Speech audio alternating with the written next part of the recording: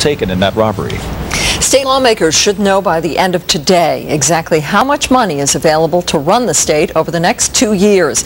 A key state hearing is underway that will figure out the final numbers. Some good news came today. The federal government has approved Nevada's application for education stimulus funds. Eyewitness News reporter Mark Sayre has been following all of today's developments. Mark. Well, Paula, the group that projects state revenues is called the Economic Forum, and by law, the legislature must use that group's figures in order to create a balanced budget.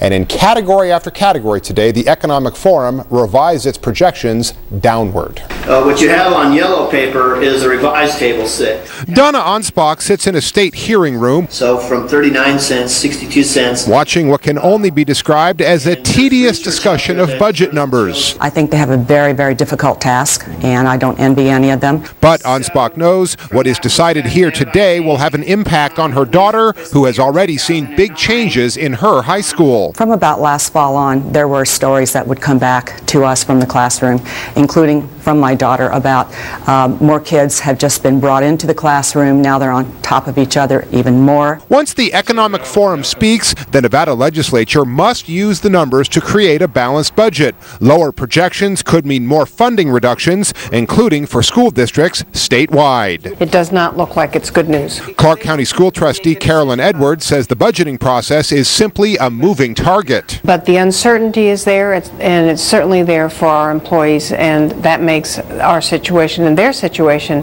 very difficult. The Economic Forum is a group of outside business and economic experts who said they are well aware of the difficulties of making long-term projections in what is an unprecedented economic climate. I just want to make sure we're all factoring in the unique nature of what we're going through today in terms of this depth of downturn, if it changes, if there's a potential for changing business and consumer behavior.